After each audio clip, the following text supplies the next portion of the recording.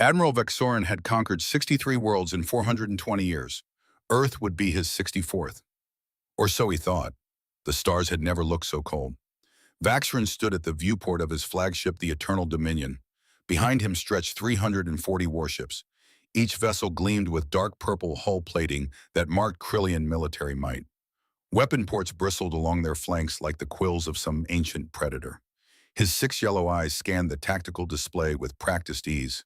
Purple-black skin stretched tight over his angular frame. 7 feet tall, muscular, decorated with scars from 2 centuries of conquest. The left side of his face bore a jagged mark from the Battle of Carthion. He had never lost. The bridge crew moved with silent efficiency around him. Young officers checked readouts. Veterans monitored weapon systems. No one spoke unless necessary. Discipline had been drilled into them over decades of service. Commander Drextar approached from the tactical station. 380 years old, broader than Vaxrin, 4 eyes instead of 6, a genetic variation among their species. His footsteps echoed on the metal deck plating. "Admiral," Drextar said, his voice rumbled like distant thunder. "All ships report ready. Weapons at full power. Shields charged. We await your command." Vaxorin turned from the viewport. His eyes reflected the cold light of distant stars. "Today, the primitives learn their place," he said quietly. "Today, the Krillian Empire adds another world to our domain." Drextar nodded once. Sharp. Military precise. "Emperor Zorathar sends his regards." Drextar continued. "He expects swift victory, minimal casualties, maximum intimidation." Vaxrin allowed himself a thin smile. His fangs showed briefly, white against dark lips. "The humans have been in space for barely 3 centuries," he replied. "We have ruled the galaxy for 12 millennia. This will not be a battle. It will be a lesson." The Galactic Council chambers on the neutral station, Meridian Prime, Sumo. The Great Hall curved upward like the inside of a vast sphere. Holographic displays floated in the air. Representatives from 47 different species occupied their designated sections. The air recyclers hummed constantly. The smell of 100 different atmospheres mixed together. Ozone, methane, sulfur, oxygen-rich. Each species breathing what they needed through localized environmental shields. Councillor Varath stood at the central podium. An Altari, blue-gray skin, humanoid in basic structure. Slender, 5 feet tall, 2 eyes, normal hands. His people were explorers, scientists, diplomats. They had never fired a shot in anger in their entire recorded history. Varath looked terrified. His hands trembled as he activated the holographic display above the podium. Images flickered into existence. A blue-green world rotating slowly. Earth. Continents visible through wispy clouds. Oceans reflecting sunlight. 2 small moons, natural satellites in stable orbits. "Honored representatives," Varath began. His voice carried clearly through the translation matrix. "I come before you with urgent news. 6 months ago, my research fleet made first contact with a species on the outer rim. They call themselves humans. Their home world is this planet, Earth." A murmur ran through the assembly. New species were always noteworthy. The galaxy was vast. Intelligent life remained rare despite 12,000 years of exploration. Varath continued. His voice grew more strained. "We approached with standard peaceful protocols. They welcomed us. Their leader, President Elena Torres, invited us to learn about their culture. We spent 4 months with them." The holographic display changed. Now it showed human cities, tall structures of metal and glass, vehicles moving along paved surfaces, millions of lights twinkling in darkness. Technology, civilization, nothing unusual so far. "They have achieved basic faster-than-light travel," Varath explained. "They have small colonies on their moon and the nearest planets. By all appearances, they seem like any other developing species." Varath paused. He looked around the chamber. His eyes settled on the Krillian section. Emperor Zorathar sat there. 750 years old, 8 feet tall, massive. His black skin gleamed under the chamber lights. 4 red eyes burned like coals. "Then we discovered something," Varath said. His voice dropped almost to a whisper. "Something that changed everything we thought we knew." He activated a new section of the display. Historical images from Earth, ancient battles, medieval warfare, modern conflicts. The progression of human military technology across 5,000 years. Bronze swords, iron shields, gunpowder cannons, chemical explosives, nuclear weapons. "They have been at war," Varath said slowly, "for their entire recorded history. 5,000 years without a single decade of complete global peace. The chamber fell silent. Even the air recyclers seemed quieter. Vareth's hands shook harder now. We asked their military leaders a hypothetical question. What would happen if someone attacked Earth? Do you know what they said? The display changed again. It showed a recording, human military officers seated around a conference table. Most appeared to be in their 40s or 50s. Gray hair, weathered faces, eyes that had seen too much. The oldest looked to be in his 60s. White hair, lined face, calm expression. The question came from off-screen. Vareth's voice translated into English. If a hostile force attacked your world, how would you respond? The older officer spoke. His voice was quiet, professional, matter of fact. We would not just defend ourselves. We would hunt down every ship, every base, every world that belonged to our attackers. We would dismantle their entire civilization piece by piece until nothing remained but ashes and regret. Then he smiled. Small, cold, final. The recording ended. Vareth turned back to the council. Sweat glistened on his blue-gray skin. They smiled, he said. They spoke of total annihilation with the calm professionalism of someone discussing crop yields. This is not bluster. These beings have turned warfare into a science. They study it, perfect it, live it. Emperor Zorathar rose from his seat. The chamber's attention shifted immediately. When the Krillian emperor stood, everyone listened. His voice boomed across the hall. Counselor Varath, Zorathar said, each word precise, clipped. Your people see danger in shadows. You mistake primitive bravado for genuine threat. The Krillian Empire has conquered 63 worlds. We have defeated civilizations with technology thousands of years ahead of these humans. What can one primitive species possibly do? Laughter erupted from the Krillian section. Officers and advisors found the idea amusing. The sound echoed through the chamber. Harsh, mocking. Vareth stood his ground. His voice gained strength born of desperation. With respect, Emperor, you do not understand. It is not their weapons that make them dangerous. It is their minds. They think about war differently than any species we have encountered. They have schools dedicated entirely to studying combat. They analyze every battle they have ever fought. They write books about strategy that are thousands of years old and still studied today. Zorathar waved a massive hand dismissively. We study war as well, Counselor. Every military force does. No, Vareth said firmly. You study war to win battles. They study war to achieve perfection in destruction. There is a difference. A younger voice spoke up from the Krillian section. Lieutenant Saris, 40 years old, young by Krillian standards. Female. Purple skin lighter than the male's. 4 eyes of deep violet. She stood hesitantly. Emperor Saris said carefully, if I may, Counselor Vareth raises valid concerns. We sent 17 reconnaissance probes into human space over the past month. Only 3 returned. The data we recovered was fragmented, corrupted. We do not actually know their full military capabilities. Zorathar's 4 eyes fixed on Saris. The temperature in the room seemed to drop. Lieutenant, the Emperor said quietly, dangerously quiet. Are you suggesting the Krillian Empire should fear the unknown capabilities of a species that has barely left its own star system? Saris lowered her eyes immediately. No, Emperor. I merely suggest caution. Caution is for the weak, Zorathar declared. He turned back to address the full council. The humans will learn what every other species has learned. There is an order to this galaxy. The strong rule. The weak serve.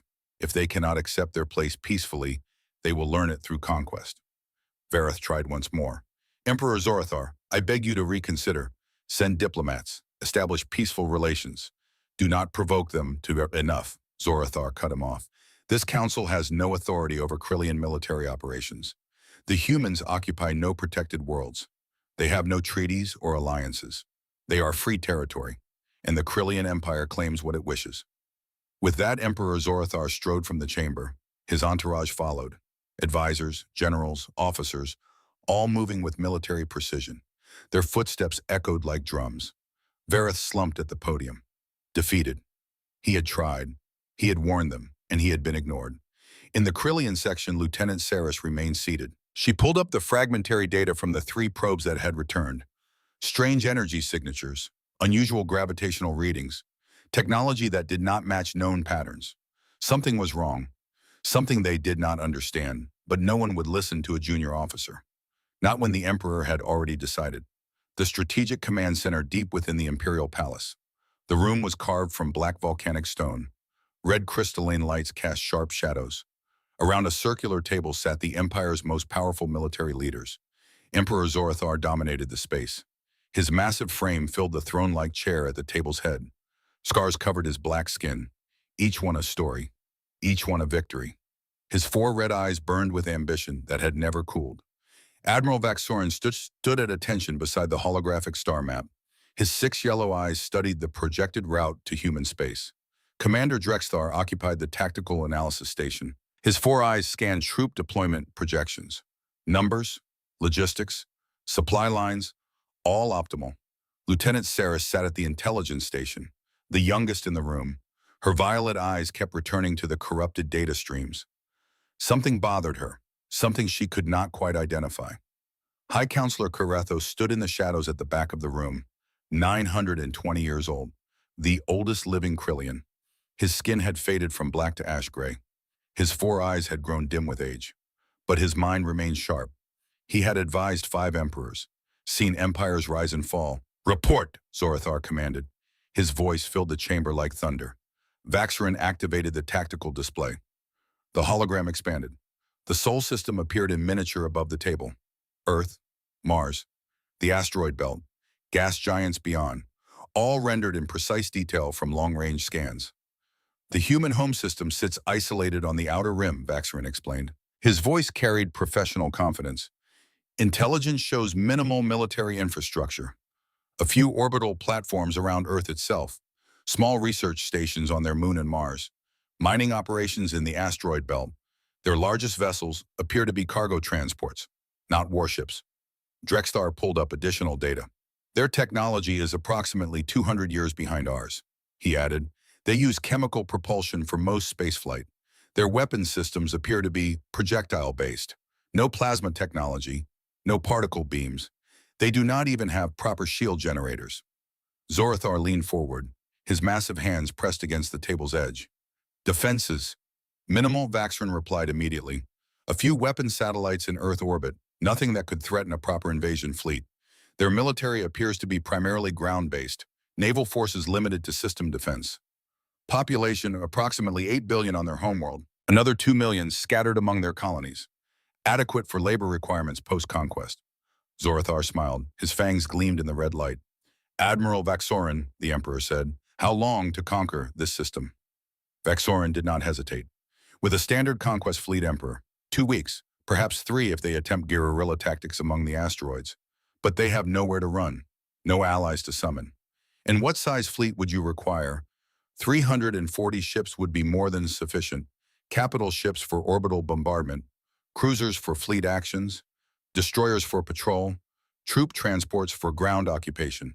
Standard conquest formation." Zorathar nodded slowly. "The Altari spoke of human history," he said. His tone suggested this was a test. "Their wars, their weapons. What say you to Counselor Vareth's warnings?" Vaxorin's expression remained professional, controlled. "Every species fights before achieving civilization, Emperor. Conflict is how the weak are winnowed from the strong. The natural order, humans fought with primitive weapons on a single world. We have conquered 63 worlds with weapons they cannot comprehend. There is no comparison." From the shadows, High Counselor Karathos spoke. His voice was like wind through dead leaves, ancient, weary. "And yet," the old Krillian said quietly, 17 probes entered their space. Only 3 returned. Does this not give you pause?" The room fell silent. All eyes turned to Karathos. The ancient counselor stepped forward into the red light. His gray skin looked almost translucent. His movements were slow, careful, bones that had seen 9 centuries of use. "Perhaps," Karathos continued, "we should investigate why our reconnaissance failed before committing to full invasion." Lieutenant Sarah straightened at her station.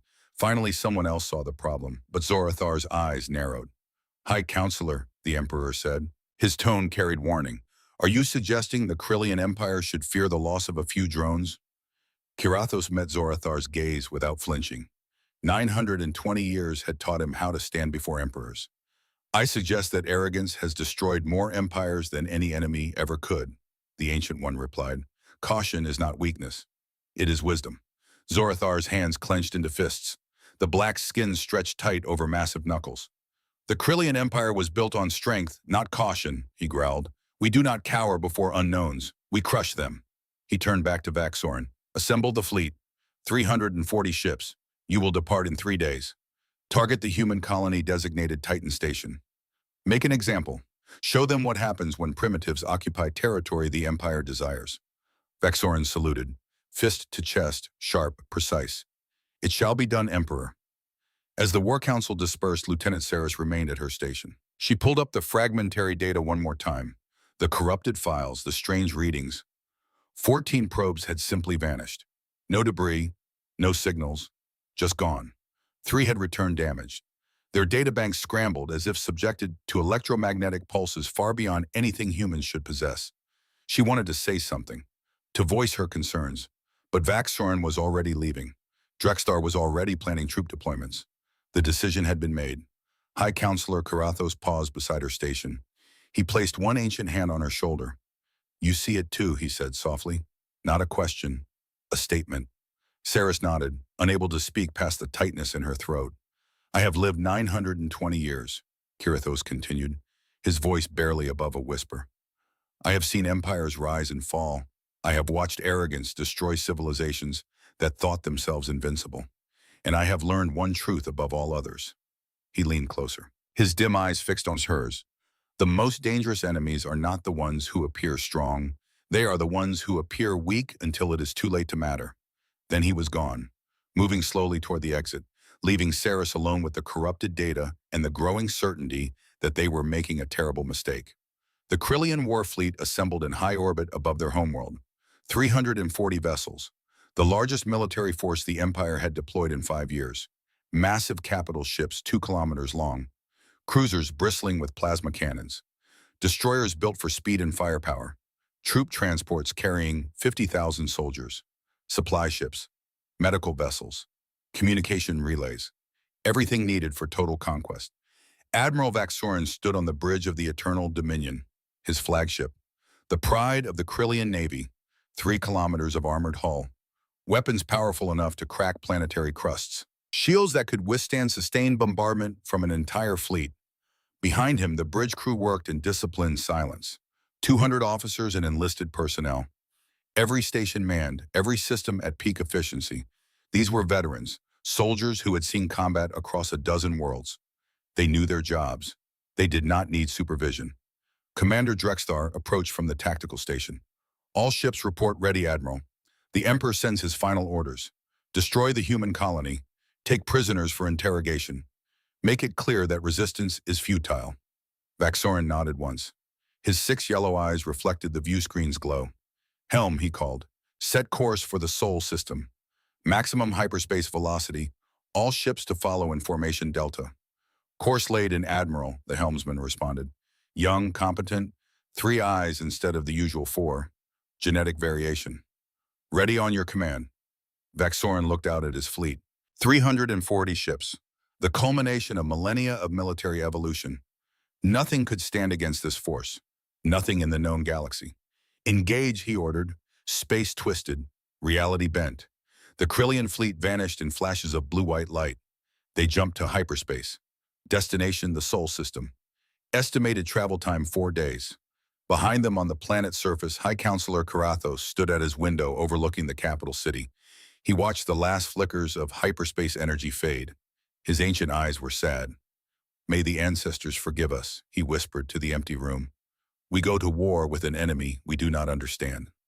On the edge of known space, Counselor Varath sat in his personal quarters aboard his research vessel.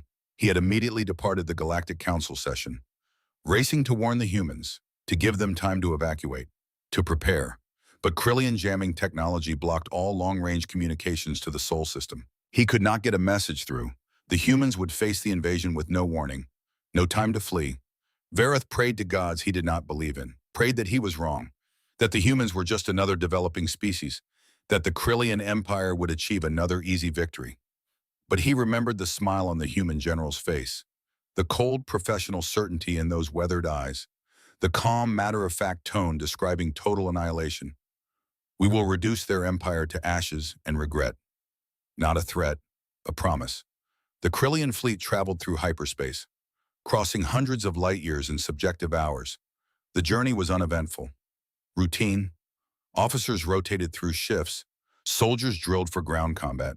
Engineers maintained systems. Everything proceeded according to plan. Lieutenant Sarah spent most of the journey at her intelligence station, running simulations, analyzing the fragmentary data over and over, searching for something, anything. Some clue to explain what had happened to those 14 missing probes. She found nothing concrete, just anomalies, impossible readings, energy signatures that should not exist, gravitational fluctuations with no source, technology that defied known physics. On the third day, she requested a private meeting with Admiral Vaxorin. She stood at attention in his ready room. The Admiral sat behind his desk. 6 yellow eyes regarded her without expression. Admiral, Saris began carefully, I have concerns about the reconnaissance data, or rather, the lack of it. We know almost nothing about human military capabilities. The probe losses suggest... Lieutenant Vaxorin interrupted. His voice was not harsh, simply final. Your concerns have been noted and dismissed. The Emperor has given his orders. We will execute them. Is that understood? Saris kept her eyes forward. Military discipline locked her spine straight. Yes, Admiral. Dismissed. She saluted and left. Back to her station. Back to the corrupted data.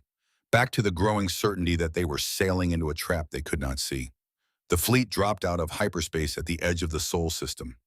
Stars blazed in the view screen. The local sun burned yellow-white in the distance. Planets stretched out in their orbits. Gas giants far out. Rocky inner worlds closer in. And there, third from the sun, a blue-green jewel, Earth. All ships have successfully transitioned, the navigation officer reported. No casualties, no malfunctions. Fleet integrity at 100%. Admiral Vaxorin stood from his command chair. He walked to the view screen, studied the human system with the practiced eye of someone who had conquered 63 other worlds. Tactical, he ordered. Full scan. I want positions of every human vessel, every station, every defensive installation. The tactical officer's hands moved across his console. Holographic displays updated in real time. Data streamed in from 340 sensor arrays. Admiral, the officer reported. His voice carried surprise. Detecting minimal activity. Several small orbital stations around the third planet. A few dozen vessels moving between the inner planets. No major defensive installations. No fleet formations. Nothing that would suggest they are prepared for our arrival. Vaxorin allowed himself a small smile. They have no idea we are here. Commander Drextar joined him at the view screen. The big warriors studied the tactical displays.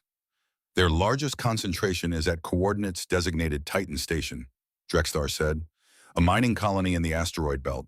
Approximately 37 vessels docked or in nearby space. All appear to be civilian craft. Cargo haulers, mining ships, one passenger transport. 37 ships, Vaxorin repeated. He turned to look at his fleet. 340 warships, against 37 civilian vessels. The mathematics were not complicated. Set course for Titan Station, Vaxorin commanded. All ships to battle formation, cruisers to the front, capital ships to provide covering fire, destroyers on the flanks. We will arrive with overwhelming force, give them one chance to surrender. Then we demonstrate Krillian power. The fleet moved, 340 ships forming into attack pattern, weapons charging, shields at maximum, troop transports hanging back but ready, everything by the book. Standard conquest procedure. It took 6 hours to cross from the outer system to the asteroid belt. The Krillian fleet moved at sublight speed, conserving energy, maintaining formation. Professional, efficient. Lieutenant Saris watched the human vessels grow larger on her tactical display. 37 ships, most looked old and battered. Civilian designs hastily modified. She pulled up closer scans. Mining equipment on some, cargo bays on others. One appeared to be a converted passenger liner. Ancient, decades old. Hull patches visible even from a distance. These were not warships. These were workers, miners, families. Her stomach nodded. Admiral, she said quietly, those vessels do not appear to be military. Vaxorin did not turn from the view screen. Then they should surrender quickly, he replied, and lives will be spared. The Krillian fleet dropped out of faster-than-light travel 10,000 kilometers from Titan Station. 340 warships appearing in perfect formation. A wall of metal and firepower. Lights blazed across purple-black hulls. Weapon ports glowed with charging energy. Shield generators hummed at full power. The display was meant to intimidate, to show the absolute futility of resistance. Vaxrin stood at his command station, hands clasped behind his back, 6 yellow eyes fixed on the view screen. Communications, he ordered.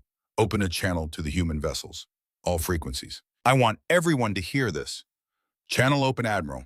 Vaxorin's voice carried across the void, translated by automated systems into dozens of languages, English among them.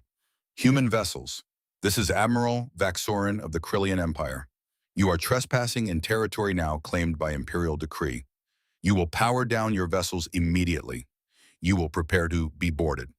Resistance will result in your complete annihilation. You have 5 minutes to comply.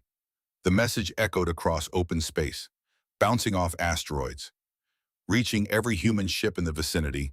For 30 seconds, there was no response. Then the communications console beeped.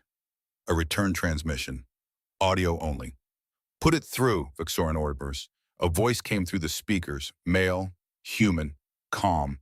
So calm it was almost unnerving. The voice of someone absolutely certain of their position. Admiral Vaxorin, this is Commander Garrick Thorne of the Earth Defense Force. You have entered our territory without permission. You have made hostile declarations. You have threatened civilians under our protection. A pause. Brief, calculated. You have exactly 10 minutes to leave our system. After that, we will be forced to defend ourselves. Silence fell across the Krillian bridge. Officers stared at their consoles in disbelief. Commander Drexthar's 4 eyes widened. Vaxorin felt something he had not experienced in 420 years. Genuine surprise. They dare, Drexthar whispered. Vaxorin found his voice. Amusement colored his tone now, mixed with anger, visual on the human who spoke. The view screen shifted. It showed the bridge of one of the human vessels, the converted freighter leading the small fleet. The bridge looked cramped, old equipment, worn consoles, nothing impressive. But the human sitting in the command chair made Vaxorin pause. Commander Garrick Thorne, male, approximately 40 years old by human standards, dark hair going gray at the temples, blue-gray eyes, cold, calculating. A scar ran down his left cheek. Old wound. His uniform was simple, black, functional, military. Most importantly, Thorne's expression showed no fear, no panic, just professional assessment, the look of someone sizing up an opponent. Vaxorin leaned forward, his 6 eyes narrowed. Commander Thorne, he said, each word precise. I command 340 warships. You have 37 civilian vessels. Do you understand basic mathematics? Thorne's expression did not change. He sat perfectly still in his chair, hands resting on the armrests. I understand mathematics perfectly, Admiral, Thorne replied. His voice remained calm, matter of fact. I also understand that you now have 9 minutes and 30 seconds to leave. I suggest you use them wisely. Vaxorin's hands clenched. His claws scraped against metal.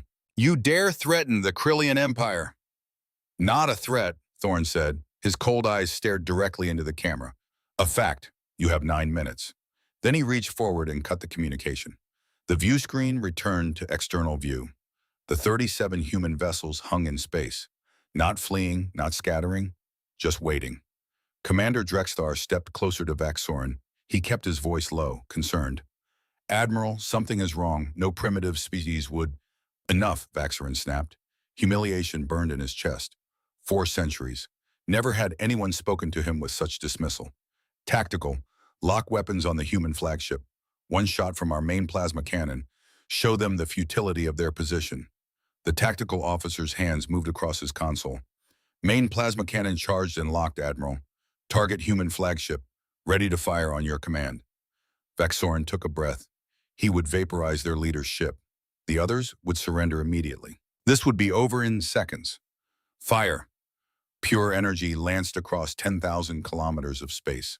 A beam of superheated plasma, capable of melting through any known ship armor, powerful enough to crack asteroids. The Eternal Dominion's main weapon. Pride of Krillian engineering. The beam struck Thorne's vessel directly amidships. Dead center. The ship's hull glowed white-hot for exactly 3 seconds. Heat signatures spiked on Krillian sensors. Energy readings went off the scale. Then nothing. The glow faded. The ship remained intact. not even scorched. The hull looked completely undamaged. Impossible. Tactical Vaxeron's voice was tight, controlled. Report. The tactical officer's hands flew across his console. Rechecking, verifying. His face went pale. Admiral, direct hit confirmed. Energy delivery at maximum. But, but the hull shows zero structural damage. It is as if the energy was absorbed. Vaxeron stared at the view screen, at the human ship floating there, undamaged, mocking. Fire again, he ordered. His voice rose. All forward batteries, maximum power. 7 more plasma beams lanced out. Brilliant blue-white energy. Enough firepower to destroy a small city. All 7 beams struck the human fleet. Different ships, different angles. The results were identical. Energy absorption. No damage. Ships floating serenely in space as if nothing had happened. On the view screen, the human vessels began to move. Not fleeing, they spread out into a formation that Vaxeron did not recognize. No standard military pattern. Almost random, yet somehow coordinated. The communications console beeped again.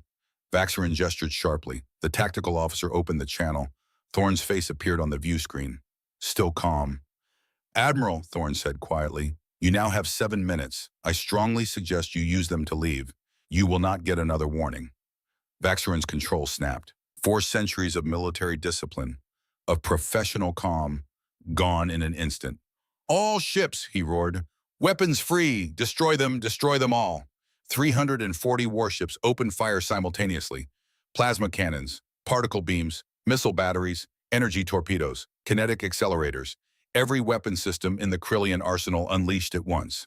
Space lit up like a star going nova. Thousands of weapon discharges. Enough firepower to sterilize a planet. The human ships moved.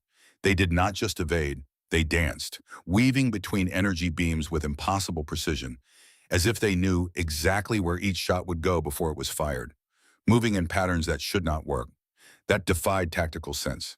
Yet somehow they avoided 90% of the incoming fire.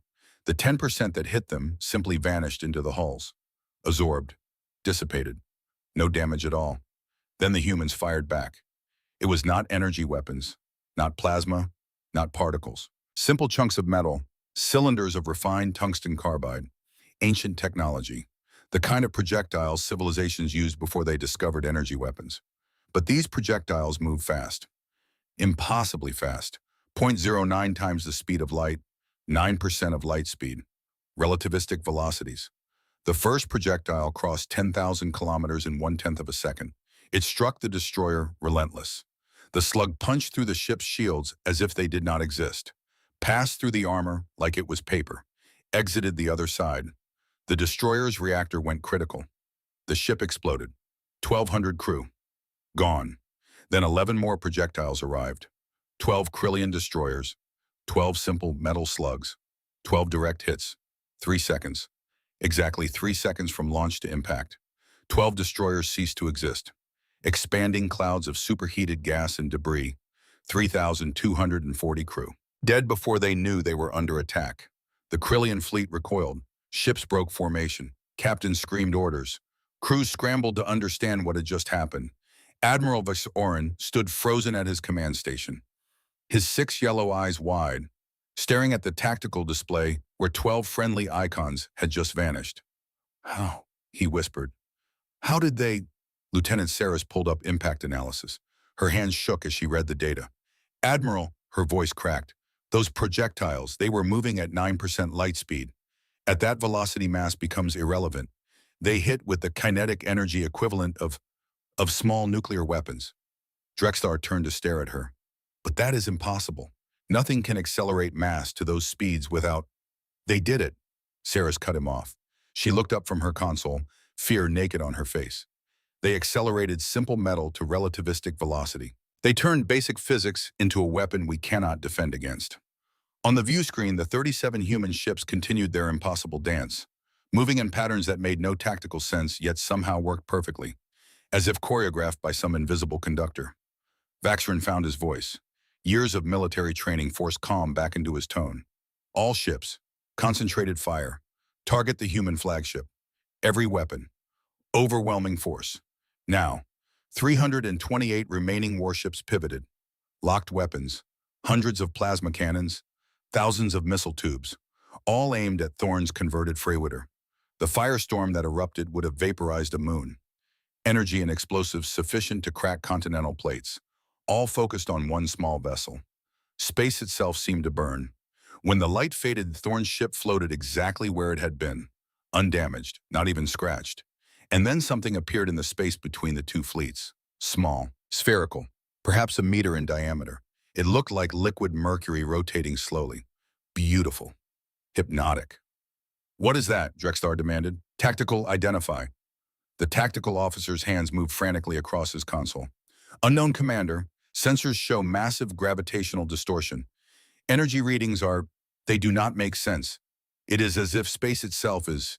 The sphere pulsed. Every weapon discharged the Krillians had fired. Every plasma bolt, every missile, every energy beam, all of it reversed direction. Not deflected, not scattered, reversed. 180 degrees, an instant change in trajectory, and the strength multiplied. The tactical officer would later estimate a 12-fold increase in energy. The Krillian fleet's own weapons struck them. Their own plasma, their own missiles, their own particle beams, all enhanced, all amplified. Ships exploded, dozens, then hundreds. Capital ships cracked in half. Cruisers disintegrated. Destroyers simply ceased to exist. 4 minutes, 37 seconds. That was how long it took. When it ended, 297 Krillian warships had been destroyed. 43 survived. Most of those were damaged. Hulls breached, weapons offline, shields collapsed. 78,000 crew. Dead. The greatest military disaster in Krillian history. Silence fell across the bridge of the Eternal Dominion.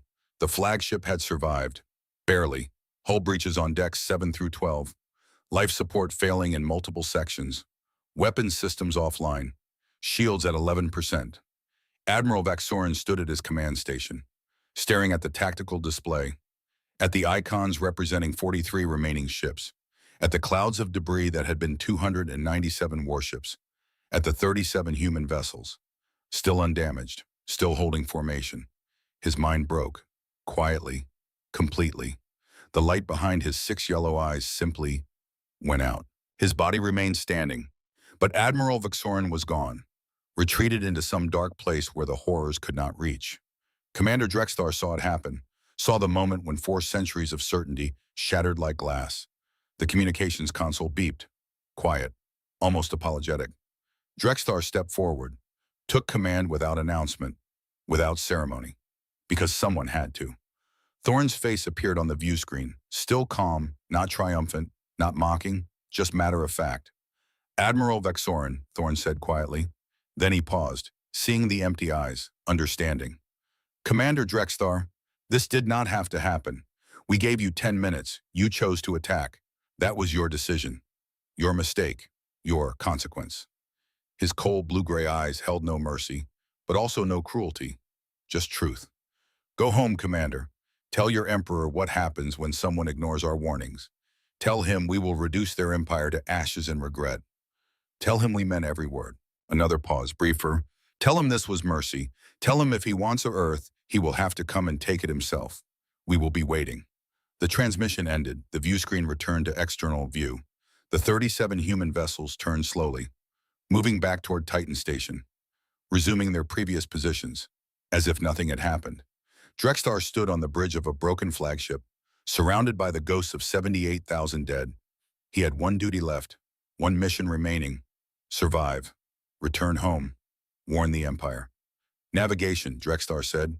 His voice was hoarse, wrong but functional. "Set course for home. Maximum speed, all surviving ships to follow." "Course laid in, Commander." "Engage." The 43 battered ships jumped to hyperspace, fleeing, running, carrying news of the impossible, of the humans. Purple skies, black oceans, continents covered in cities that glowed red in the twilight, monuments to conquest stretching toward the stars. Commander Drextar stood on the bridge of the Eternal Dominion. He had assumed command 3 days ago, when it became clear that Vaxorin would not recover, could not recover. Behind him in the medical bay, Admiral Vaxorin sat in a chair, eyes open but empty, staring at nothing. The medtechs had tried everything: drugs, neural stimulation. Nothing worked. The Admiral's consciousness had simply shut down. 420 years of perfect service erased in 4 minutes and 37 seconds. 43 battered ships limped into orbit, hull breaches visible even from a distance. Scorch marks, missing sections, ships that had left as symbols of Imperial might returning as broken shells. The Imperial Palace communications array lit up immediately, demanding reports, status updates. Emperor Zorathar himself wanted answers, wanted to know why 340 ships had become 43. Drexthar stood at the communications station. His 4 eyes were bloodshot from 72 hours without sleep. His purple skin looked gray with exhaustion. But duty demanded. Protocol required. The Empire needed to know. "Open a channel to the Imperial Palace," Drexthar ordered. His voice was hoarse, worn. "Secure line, priority alpha, direct to the Emperor." The communications officer worked his console. Young barely survived the battle. His hands shook slightly as he entered the encryption codes. "Channel open, Commander." "The Emperor is standing by." Emperor Zorathar's face filled the screen, 750 years old, 4 red eyes burning with barely controlled fury. His massive frame filled the throne room behind him, black skin gleaming in the red light. "Commander Drexthar," Zorathar said, each word precise, dangerous. "Where is Admiral Vexorin?" Drexthar stood at attention. Military discipline, the only thing holding him upright. "Emperor, Admiral Vexorin is incapacitated. His mind suffered catastrophic trauma during the engagement. He is catatonic. I have assumed command of the surviving fleet." Zorathar's eyes narrowed. "Surviving fleet? You departed with 340 ships. I count 43 in orbit. Explain." Drexthar took a breath, forced the words out. "We encountered the human fleet at their colony-designated Titan station. 37 civilian vessels as intelligence predicted. We attempted to force their surrender. They refused. Admiral Vexorin ordered weapons free. And they destroyed us, Emperor. 297 ships, 78,000 crew, in less than 5 minutes." Silence fell across the communication link. Zorathar stared, his 4 eyes wide, disbelief written across his face. 297 ships, the Emperor repeated slowly, destroyed by 37 civilian vessels. "Yes, Emperor. That is impossible. I have the tactical recordings, Emperor. I will transmit them immediately." The data transfer took 6 minutes. 6 minutes of silence while Zorathar watched the battle unfold. The plasma cannons striking human hulls with no effect. The simple metal projectiles moving at relativistic speeds. 12 destroyers gone in 3 seconds. The weapon reversal. The sphere of liquid mercury. The fleet's own firepower turned against them. When the recording ended, Zorathar sat motionless on his throne. His 4 eyes stared at something only he could see. When he finally spoke, his voice was barely above a whisper. The Altari was right. Drexthar said nothing. There was nothing to say. "Assemble the High Council," Zorathar ordered. His voice gained strength. "Command returning. Immediately. Full emergency session. I want every military leader, every strategic advisor, everyone." "It shall be done, Emperor." The transmission ended. Drexthar slumped against the communications console, the weight of 78,000 dead pressing down on him. Lieutenant Saris approached from her station. She had barely left her post during the entire journey home, analyzing the battle data, running simulations, trying to understand the impossible. "Commander," Saris said quietly, "I have completed my analysis of the human weapon systems." Drexthar looked at her, saw the fear in her violet eyes. "Tell me." "The projectiles they used, simple tungsten carbide, no exotic materials, no advanced alloys, just refined metal accelerated to 0.09 times light speed. At that velocity, even a small mass carries kinetic energy equivalent to a tactical nuclear weapon. How did they achieve such acceleration? I do not know. The energy requirements should be impossible, but somehow they solved it. And the weapon reversal technology. Commander, that sphere we saw, it was a controlled micro-wormhole. They created a localized space-time distortion that reversed the trajectory and amplified the energy of everything passing through it." Drexthar felt cold seep through his bones. "That technology should not exist." "It does now," Saris replied, "and they used it with perfect precision. Not one of their projectiles missed. Not one of their ships took damage. They knew exactly what we would do before we did it." Tactical analysis. Saris pulled up data on her portable console. "I ran pattern analysis on their movements. Commander, they were not reacting to our attacks. They were predicting them." Every shot we fired, they had already calculated the trajectory and moved before we pulled the trigger. Their combat computers are at least a century ahead of ours. Drexthar closed his four eyes. Exhaustion and horror mixing together. How many more of those ships do they have? Unknown, but Commander, those were converted civilian vessels. Mining ships, cargo haulers. If that is what their civilian fleet can do, what do you think their actual military is capable of? The question hung in the air, unanswered, unanswerable. The High Council assembled in the great chamber beneath the Imperial Palace. The room was ancient, carved from living rock 10,000 years ago. Red crystals embedded in the walls provided light, harsh, unforgiving. Around the obsidian table sat the Empire's leadership, military commanders, strategic planners, senior advisors, 30 of the most powerful Krillians alive. Emperor Zorathar sat at the head of the table. His massive frame dwarfed the throne-like chair. To his right sat High Counselor Kyrathos, 920 years old, gray skin, almost translucent, four eyes dim with age but sharp with intelligence. Drexthar stood at the presentation station. Lieutenant Saris beside him. Neither had slept. Neither had eaten. Duty consumed everything else. Show them, Zorathar ordered. The holographic display activated. The battle played out in miniature above the table. 340 Krillian ships appearing in perfect formation. 37 human vessels spreading out in their strange pattern. The failed attempt to intimidate. The plasma strikes that did nothing. The 3-second kill of 12 destroyers. The Council watched in silence as the weapon reversal occurred, as 297 ships died, as the pride of the Krillian Navy fled in broken defeat. When it ended, no one spoke for a full minute. Fleet Admiral Korthax broke the silence.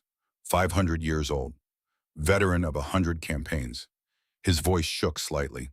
This cannot be accurate. Some error in the recording. Some malfunction. The recording is accurate, Drexthar said flatly. I watched it happen with my own eyes. 78,000 of our people died in those 4 minutes. They are not coming home. General Vexer stood, Ground Forces Commander. 350 years old, muscles built for war. His voice carried rage barely controlled. Then we mobilize everything. Every ship, every soldier. We crush them with numbers they cannot overcome. Several council members growled agreement, fists pounding on the obsidian table. High Counselor Karathos raised one ancient hand. The room fell silent. When the oldest living Krillian spoke, even emperors listened. And how many ships do you propose to send, General? Karathos asked. His voice was soft, reasonable. We have 820 warships remaining in our entire fleet. If 37 civilian vessels destroyed 297 of our best, what do you think their actual military could do to 800? Vexer's jaw clenched. Then we build more ships. We prepare. We cannot simply accept this defeat. I am not suggesting acceptance, Karathos replied. I am suggesting wisdom, something this council seems to have forgotten. Emperor Zorathar leaned forward, his 4 red eyes fixed on the ancient counselor. High Counselor, you warned us. You said arrogance destroys empires. I did not listen. That mistake cost 78,000 lives. I am listening now. What would you have us do? Karathos stood slowly, age making every movement deliberate. He walked to the holographic display, studied the frozen image of the human fleet. We have ruled this galaxy for 12 millennia, he said quietly. We grew arrogant, complacent. We forgot that the universe does not care about our history, does not respect our achievements. We believed ourselves invincible. The humans proved otherwise. He turned to face the council. We have 2 choices.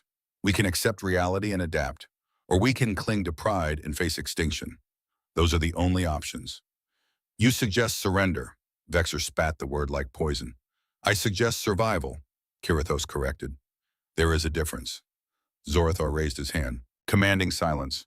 We will not decide today. Commander Drexthar, you will continue analyzing the battle data. Find weaknesses. Find something we can exploit. Lieutenant Saris, you will coordinate intelligence gathering. I want to know everything about human capabilities. Everything. Yes, Emperor, they replied in unison. This council is dismissed. We reconvene in 1 week. Until then, no one speaks of this outside this chamber. The population does not need to know the extent of our defeat. Not yet. As the council dispersed, Karathos remained at the holographic display, studying the human ships, their impossible technology, their perfect tactics. Drextar approached the ancient counselor.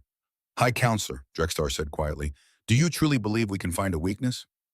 Kirathos looked at him with eyes that had seen the rise and fall of civilizations.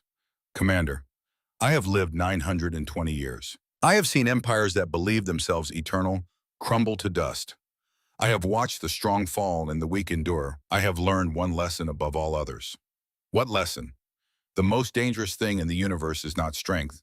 It is the wisdom to know when strength is not enough. The Krillian Empire mobilized for total war. Every shipyard worked day and night. Repairs on the damaged vessels. New construction beginning. Emperor Zorathar had given the order. 820 ships. The entire military might of the empire. One final assault. General Vexer oversaw ground troop training. 50,000 soldiers drilling for planetary assault. This time they would not rely on space superiority. They would take worlds by force. Hold them. Use human populations as hostages. Fleet Admiral Korthax coordinated fleet tactics. New formations, new strategies, overwhelming firepower from multiple angles. Force the humans to divide their attention. But despite all the preparation, despite all the planning, a sense of doom hung over everything. Soldiers whispered in barracks. Officers exchanged worried glances. Everyone had seen the tactical recordings. Everyone knew what waited for them. Lieutenant Saris worked alone in her intelligence station. She had requisitioned every piece of data available on humans. Their history, their culture, their wars. 5,000 years of conflict. Never stopping, never pausing. War as a constant. War as a way of life. She pulled up historical analysis. Human battles. Ancient to modern. The tactics evolved. The weapons changed. But the core philosophy remained constant. Total commitment. Absolute ruthlessness when threatened. No concept of limited warfare. Her console beeped. New data arriving. Long-range reconnaissance. Automated probes scanning the Sol system from the edge of sensor range. What she saw made her blood freeze. The human fleet had grown. 37 ships at Titan Station had become 200, not converted civilian vessels anymore. Purpose-built warships, sleek, deadly, designs that suggested they had studied Krillian technology and improved it. More concerning, energy signatures around Earth itself, massive construction, orbital platforms, weapon systems that made no sense, power outputs that should not be possible. Saris ran calculations. Ran them again. Checked her math 3 times.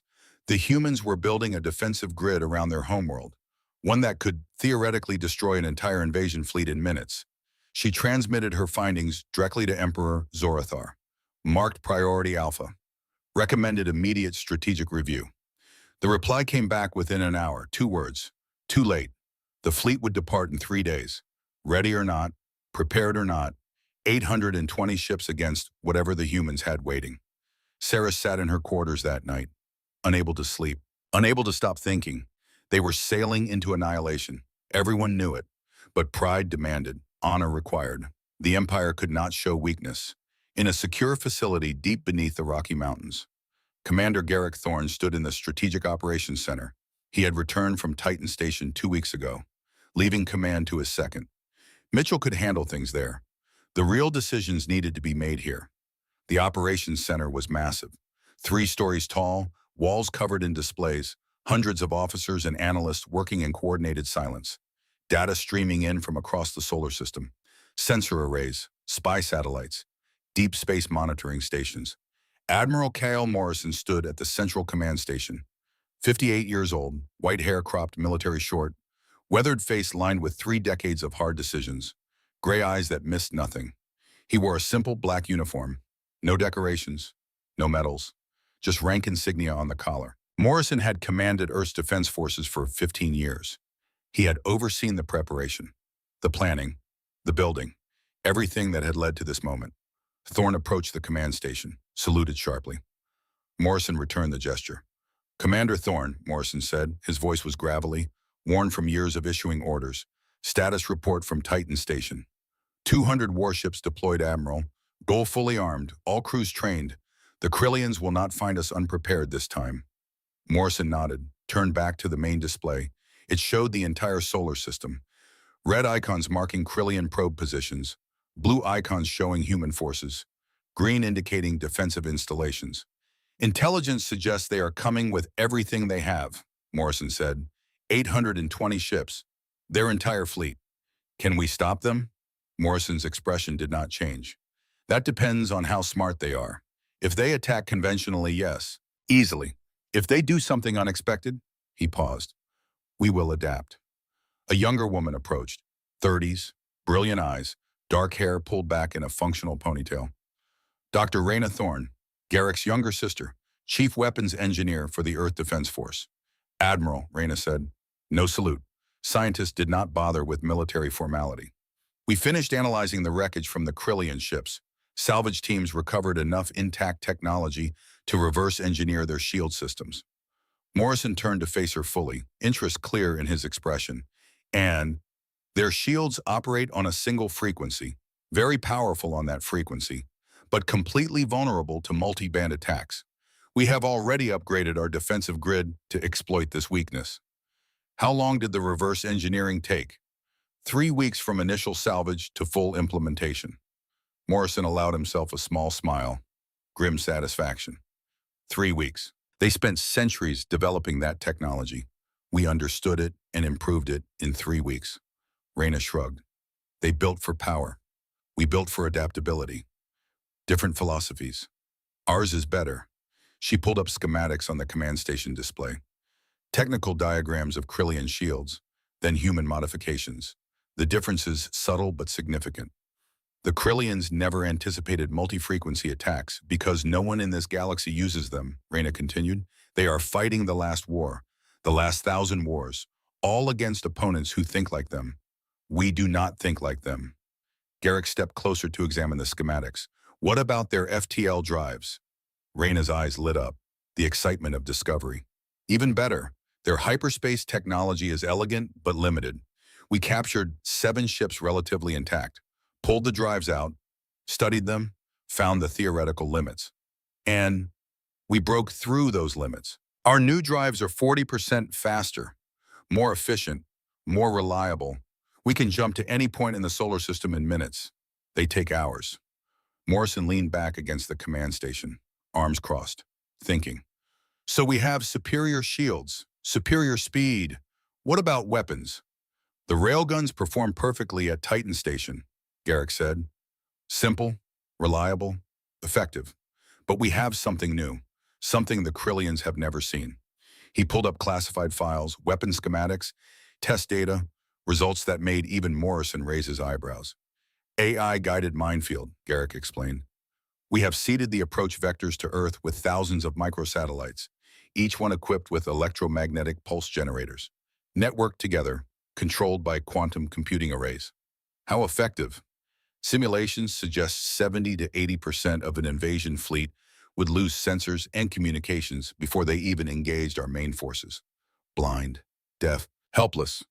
Morrison studied the data, running calculations in his head, probabilities, outcomes, acceptable losses.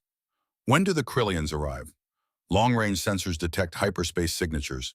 An intelligence analyst call it from across the operations center. Large fleet, 4 days out, moving toward our system. Morrison straightened. Decision time? Activate Protocol Titan. Full implementation. I want every defensive system online. Every ship at battle stations. Every orbital platform armed and ready. Admiral Bayan, Garrick said quietly. If they come with 800 ships, this will not be like Titan Station. The casualties will be enormous. Theirs and potentially ours. Morrison met his eyes. No fear there, no hesitation, just cold assessment.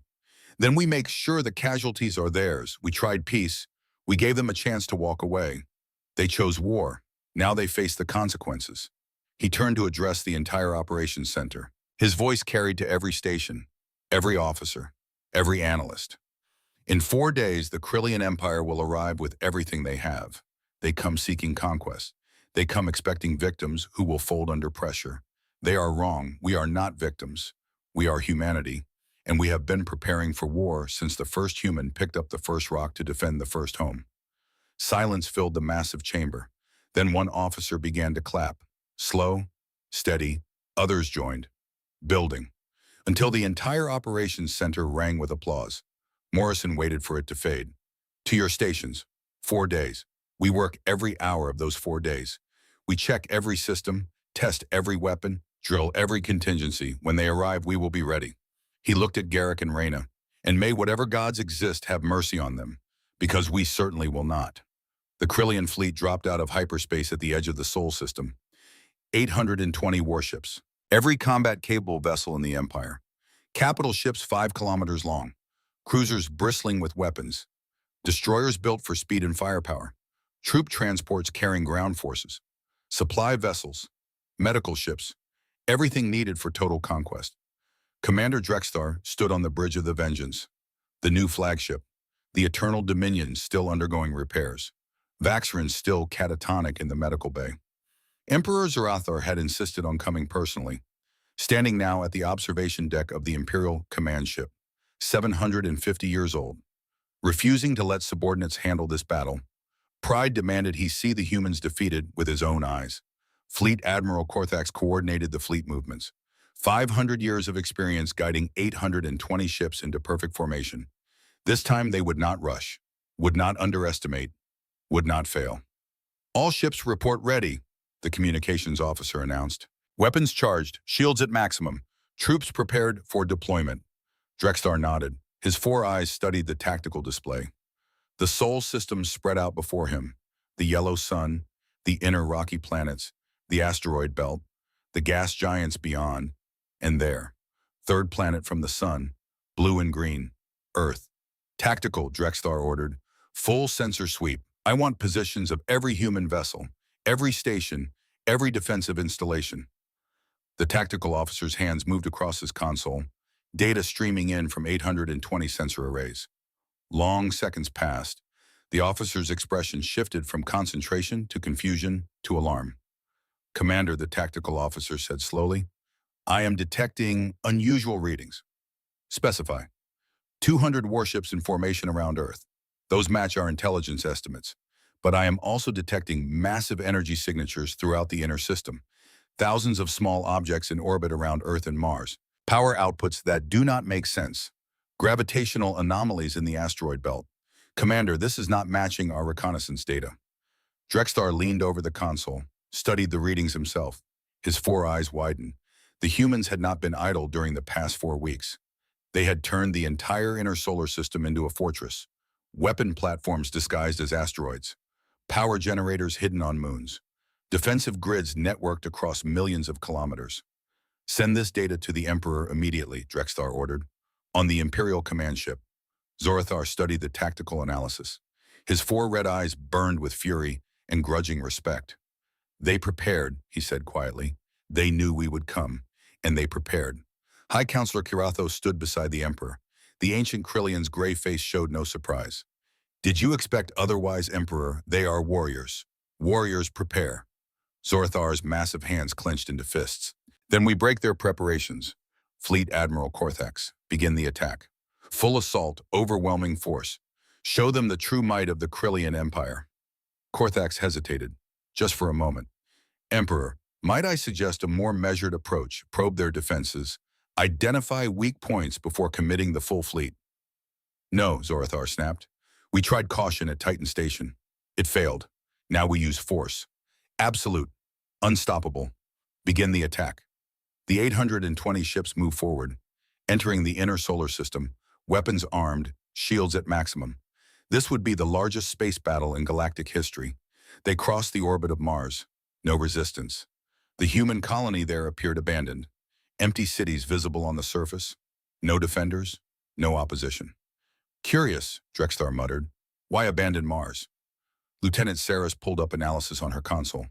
Commander, I am detecting automated systems throughout the Martian cities. Power signatures. Movement. The cities are not abandoned. They are automated. Automated for what purpose? Before Saris could answer, the cities began to fire, not at the Krillian fleet in orbit, at specific targets on the planet's surface. Precision strikes, controlled demolitions. Buildings collapsed in perfect synchronization, creating massive debris clouds, dust storms, atmospheric interference. They are blinding our sensors, Saris realized, using their own cities as chaff. The Krillian fleet pressed forward, past Mars, into the asteroid belt. This was where they expected real resistance, where human forces could hide among the rocks, ambush from unexpected angles. But the asteroids remained quiet. No ships, no weapons, just ancient rocks floating in their eternal orbits. Drexthar felt cold suspicion growing. This is wrong. They should be defending, harassing us, slowing our advance. Perhaps they are concentrating everything around Earth, Korthak suggested. A final stand at their homeworld. The fleet moved deeper into the belt. Navigation became tricky, asteroids by the thousands, some tiny, some massive, all potentially hiding threats. Then it happened. Small objects began appearing on sensors, thousands of them, each one perhaps a meter in diameter, spherical, metallic, spreading throughout the fleet like a swarm. Mines, someone shouted, evasive action. But the objects did not explode. They pulsed. Electromagnetic energy erupted from each sphere, not damaging, not destructive, just interference, massive interference. Sensors went dark across the fleet. Communication systems scrambled. Targeting computers locked up. Shield generators fluctuated wildly as their control systems struggled with the electromagnetic noise. 820 ships, suddenly blind, deaf, helpless. Restore systems, Drexthar shouted. Emergency protocols, get our sensors back online. Engineers worked frantically. But the pulses continued, wave after wave of electromagnetic interference, carefully calibrated, perfectly timed, designed specifically to disrupt Krillian technology. Through the sensor static, through the communication jamming, a single transmission cut through. Clear, strong, unmistakable. The voice of Commander Garrick Thorne. Commander Drexthar, this is your final warning. You are in a kill zone. Your sensors are disabled. Your communications are compromised. Your ships are vulnerable. I am giving you one chance, one opportunity. Leave now, or face consequences you cannot imagine. Drexthar tried to respond, but the jamming blocked all outgoing transmissions. On the Imperial command ship, Emperor Zarathar listened to Thorne's message. His 4 eyes burned with rage. They dare, he snarled. They dare threaten us while we outnumber them. Emperor, Karathos said quietly, perhaps we should consider... No, Zarathar roared. Fire everything, every weapon. Saturate this entire region with firepower. Destroy every asteroid, every mine, everything. The order went out through hardline emergency channels. Backup communication systems designed for exactly this situation. 820 ships opened fire. Blind, shooting into darkness, hoping volume would compensate for accuracy. Plasma bolts, missiles, energy beams, kinetic rounds. Thousands of weapons discharging simultaneously. Space lit up like a supernova. Asteroids vaporized. Mines destroyed. Debris fields expanding in all directions. The electromagnetic interference faded. Sensors began coming back online. Systems rebooting. Communication channels clearing. Damage report, Drexthar demanded. 73 ships reporting shield failures from debris impacts. 21 with minor hull breaches. 87 crew casualties from decompression. No critical damage. Sensors restoring to 70% functionality. Relief washed through the bridge. They had survived this trap, broken through the interference. The path to Earth lay open. Then the human fleet appeared. Not 37 ships, not even 200. 500 warships, dropping out of hyperspace in perfect formation, surrounding the Krillian fleet on all sides. Above, below, flanking, everywhere. Each ship was a work of deadly art. Black hulls that seemed to absorb light, sharp angles designed to deflect sensors, weapon ports that glowed with contained energy, not converted civilian vessels, purpose-built instruments of war. Drexthar stared at the tactical display, at the blue icons representing human ships, outnumbering his forces, surrounding them completely. Impossible, he whispered. Our intelligence said 200 ships maximum. Where did 500 come from? Lieutenant Saris worked her console frantically, pulling data, running analysis. Commander, these ships, they match no previous designs. They are completely new construction, built in the last 4 weeks. They must have shipyards we never detected, production capacity we never imagined. The human fleet held position, not attacking, not advancing, just waiting, a wall of silent threat. Then Commander Thorne's voice returned. Broadcast on all frequencies.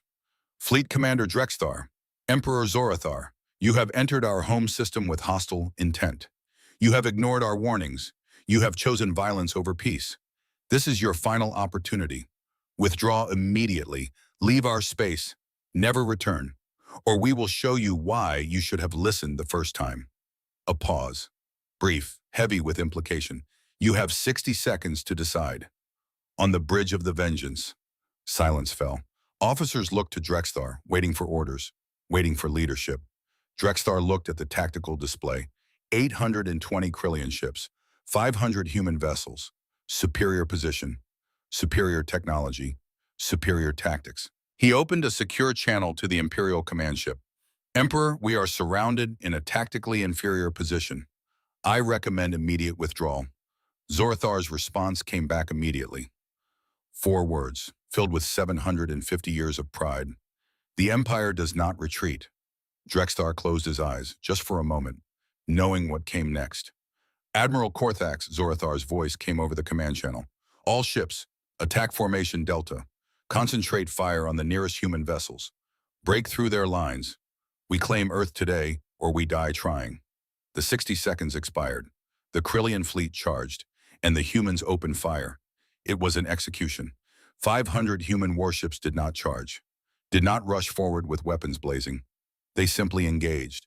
Precise, calculated, professional. The Krillian fleet broke into attack formation. 820 ships dividing into strike groups, attempting to overwhelm sections of the human line through concentrated firepower. Textbook tactics, proven over millennia of conquest. The humans ignored the textbook. Their ships moved in patterns that made no tactical sense. 3 vessels would engage 50 Krillian ships, then vanish, reappear behind the formation, strike weak points, disappear again, not running, repositioning, using their superior faster-than-light drives to jump across thousands of kilometers in seconds. Commander Drexthar watched helplessly from the bridge of the Vengeance. His tactical displays showed chaos. Krillian ships firing at empty space where human vessels had been milliseconds before. Weapon discharges wasted. Energy depleted on ghosts. They are toying with us, Drexthar said quietly. Realization dawning. Horror following. This is not combat. This is a demonstration. Fleet Admiral Korthax coordinated it from the Imperial command ship. 500 years of military experience counted for nothing. The humans fought unlike any enemy he had ever faced. No honor duels, no formation battles, no respect for the conventions of warfare. They fought to win, nothing more, nothing less. The first Krillian casualties came quickly. A destroyer turned to pursue a human frigate. The frigate jumped away. 3 human cruisers appeared in its place. Railgun fire at relativistic speeds. The destroyer shattered. Crew of 800. Gone. Then another, and another. Human ships appearing, firing, vanishing, reappearing somewhere else. Methodical, systematic, ruthless. All ships, Korthax shouted into the command channel. Defensive formation, concentrate shields, mutual support. The Krillian fleet pulled together. Ships moving close, overlapping shield coverage, classical defensive posture, safety in numbers. The humans adapted instantly. They stopped engaging directly. Instead, they simply jumped away. All 500 ships, vanishing from the battlefield completely. Silence fell across the Krillian fleet. Sensors showing empty space. No targets, no threats. Just debris from the 19 ships already lost. Where did they go? Drexthar demanded. Tactical, find them.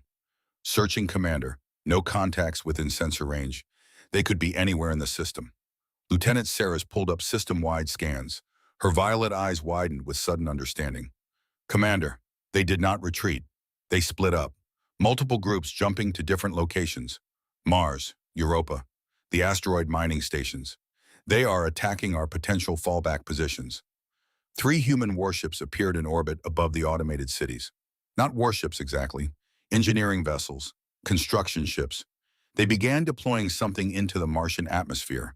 Thousands of small objects, scattering like seeds. General Vexer watched from his command center.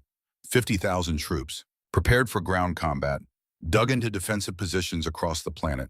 The small objects the humans had deployed began to activate, not weapons, worse than weapons. Industrial mining drones, reprogrammed, weaponized. Each drone located Krillian defensive positions with perfect accuracy, then began drilling, not attacking the positions directly, drilling around them, beneath them, creating instabilities in the ground, controlled collapses. Entire Krillian fortifications sank into the Martian regolith, troops buried alive. Not killed by weapons, killed by engineering, by understanding of planetary geology better than the defenders understood themselves. Vexor watched the catastrophe unfold. 350 years of military experience. Meaningless. The humans were not fighting a war, they were solving a problem. Fall back, Vexor ordered. All units to the secondary positions. The troops retreated, abandoning fortifications that were sinking into the red sand. Heading for backup defensive lines. They found those positions already compromised. The Martian cities, the automated systems, all activated remotely by human command. Buildings collapsed in calculated patterns, creating debris fields, blocking routes, channeling Krillian forces into kill zones. Automated turrets emerged from the rubble. Old technology, human mining equipment repurposed. Not advanced, not sophisticated, just functional, deadly, effective. The turrets opened fire. Kinetic weapons, chemical explosives, technology centuries old, but used with surgical precision. Targeting communications equipment, command vehicles, officers. Vexor watched his chain of command disintegrate. Headquarters destroyed, communications severed, 50,000 troops scattered across Mars with no coordination, no leadership, no hope. Jupiter's ice moon. The situation was worse. Krillian forces had occupied the human mining stations 3 weeks ago, 18 installations, each controlling access to subsurface water resources. The Krillian garrison consisted of 4,200 troops, comfortable in the captured facilities, warm, protected, safe, until the ice began to crack. The humans had spent decades mining Europa. They knew every fault line, every weak point, every stress fracture in the kilometers-thick ice shell.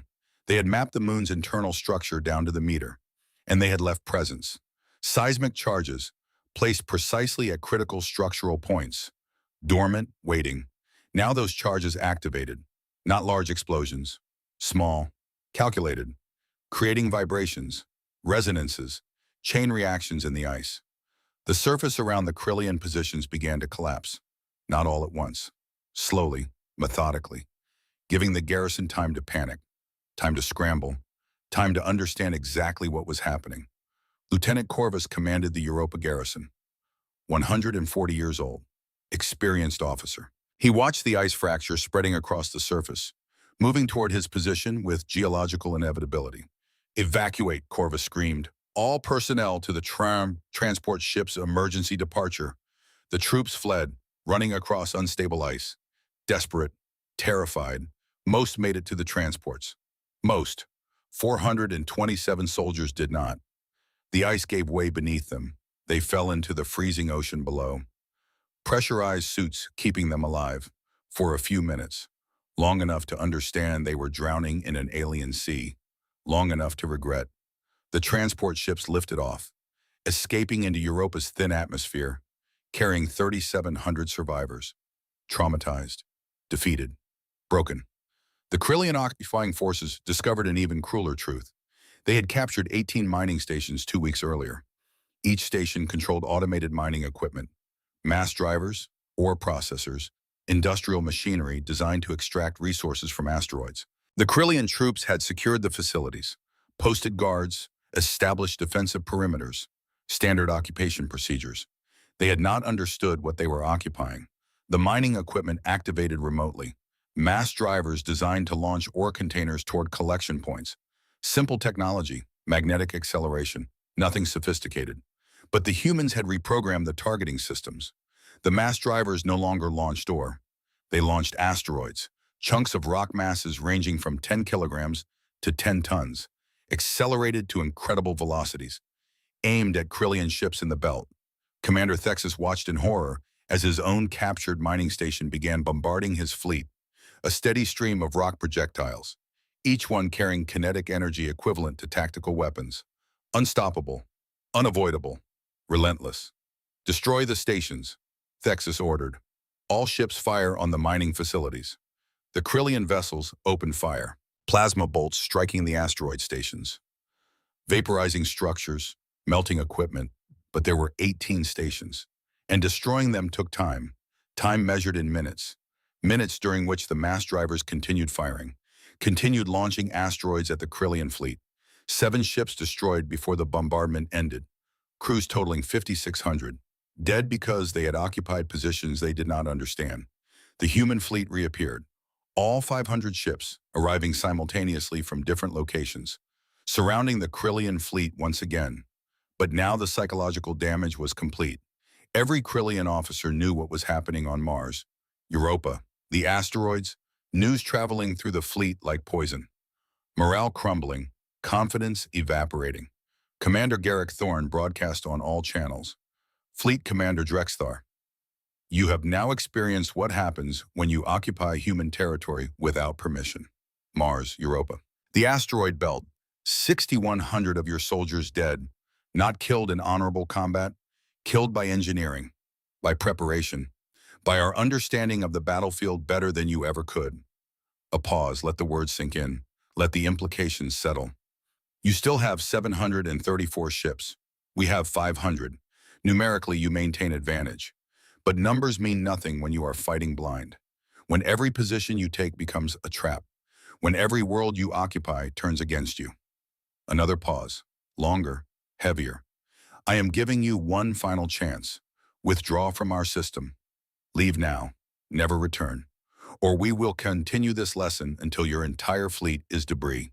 Commander Drexthar stood motionless. His four eyes stared at the tactical display, at the blue icons surrounding his fleet, at the casualty reports streaming in from across the system. 86 ships lost in the main engagement. 6,100 ground troops dead on Mars, Europa, and the asteroids. Over 20,000 crew casualties total, and they had not even engaged the main human fleet yet. He opened a secure channel to Emperor Zorathar. Emperor, we must withdraw. This is not a battle we can win. Zorathar's response came back immediately, voice thick with rage and something else. Something that might have been fear.